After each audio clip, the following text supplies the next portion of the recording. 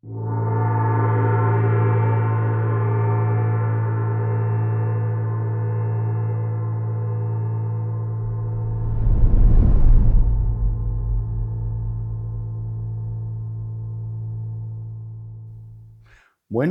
pues aquí vamos poco a poco. Como siempre hemos dicho en los cursos, hay una parte de los dolorosos y otra parte de los gozosos. La parte de los dolorosos para nosotros siempre es la teoría. Hasta aquí hemos hablado en una introducción somera de la ley de analogía y correspondencias, que es, digamos, hay una ley más inclusiva antes, que es la ley de la ritmicidad cíclica. Luego tenemos la ley de analogía y correspondencias, cuya expresión es geométrica, en cifras y en números.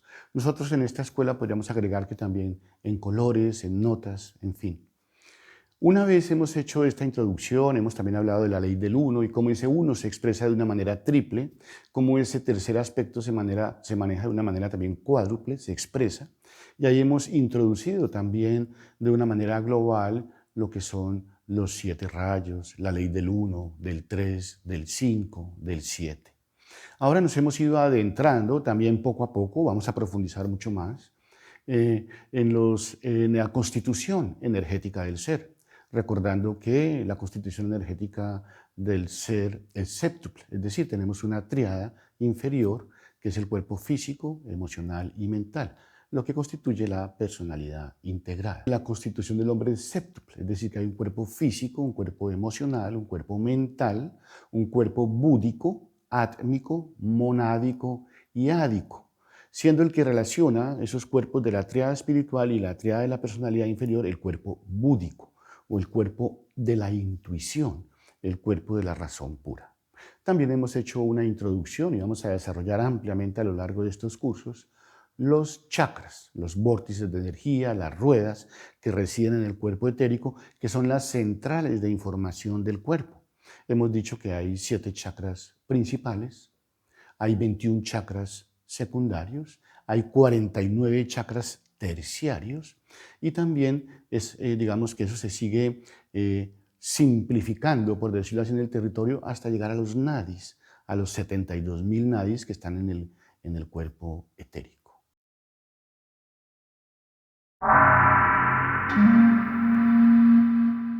Hoy específicamente nos vamos a referir a los cerebros.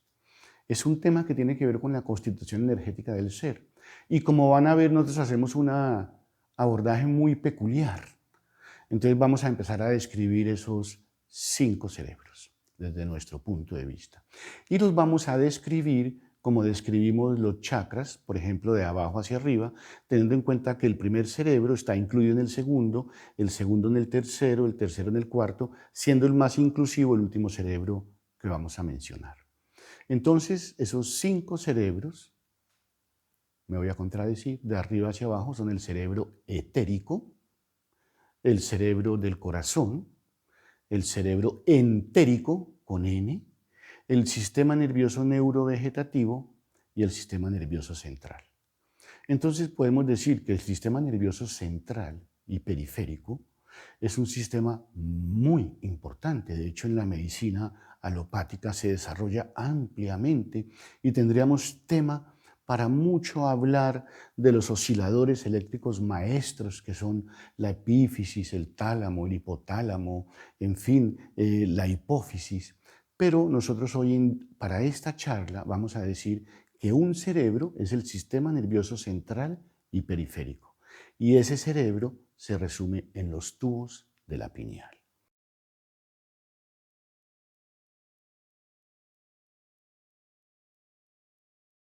Ese sería nuestro primer cerebro. Es muy importante. Hay un cerebro más inclusivo, que es el neurovegetativo. Sobre el neurovegetativo se podría hablar mucho y hay mucha ciencia, digamos, documentada sobre el aspecto polar del neurovegetativo, lo que sería el simpático y el parasimpático. Este cerebro es gobernado por el hipotálamo. que es como la brújula de ese sistema. Y este cerebro es el encargado de la frecuencia cardíaca, del manejo de la frecuencia respiratoria, los movimientos peristálticos, es decir, de la piloerección. Este es el cerebro neurovegetativo, que es un cerebro muy sofisticado, que inclusive lo que se conoce de la medicina tradicional, que ustedes pueden revisar en todos los libros de fisiología, es poco aún de lo que es este sistema neurovegetativo. Este sistema neurovegetativo está diseñado inclusive para captar las explosiones solares. Pocos minutos después de que ocurra un fenómeno solar, por ejemplo, está inscrito en este sistema. Este sistema tiene que ver con la intuición. Ustedes muchos han dicho, uy, se me ponen los pelos de gallina, se me despeluca la columna. Tiene que ver con otro tipo de sensaciones y otro tipo de percepciones que son más suprafísicas e infrafísicas inclusive.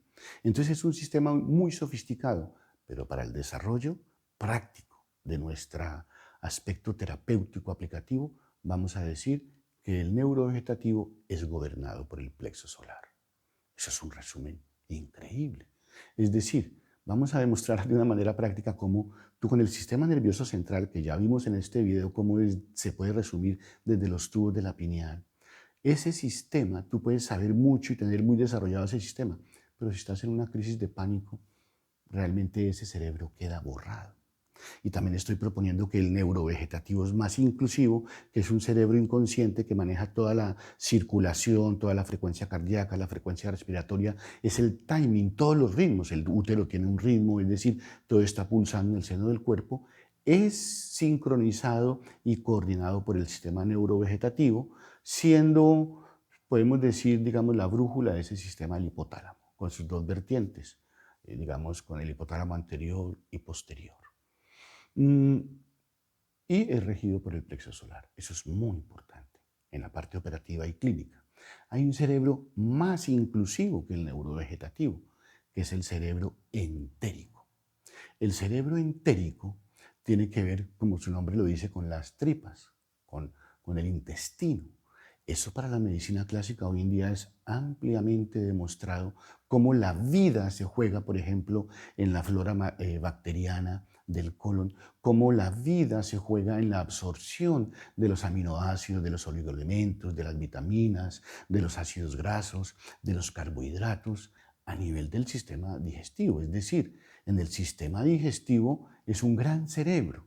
De hecho, para grandes pensadores como Rudolf Steiner, todo ocurría primero en las tripas y luego en el cerebro. De hecho, desde el punto de Ayurveda, el cerebro más inclusivo es Vatu, es Vata, y eso tiene que ver con el colon y con el aire.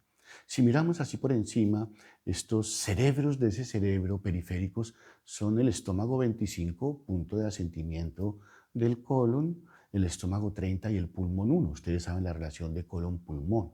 Cuando veamos más específicamente el abordaje de este cerebro se van a dar cuenta de lo operativo e increíblemente integrador que es. En el colon ascendente y en la válvula ileocecal, por ejemplo, que tiene que ver con el estómago 30, está toda la parte críptica del niño, toda la historia antigua, emocional. En el colon transverso está todo el hoy, y en el sigmoide está todo lo que quiere ser evacuado desde el punto de vista del trauma. Ustedes saben que para Hammer, por ejemplo, en la nueva medicina, el colon tiene que ver con la afrenta emocional, con el impacto emocional. Y se sabe de la importancia del timo y del colon en todo el aspecto inmunológico en el seno del ser.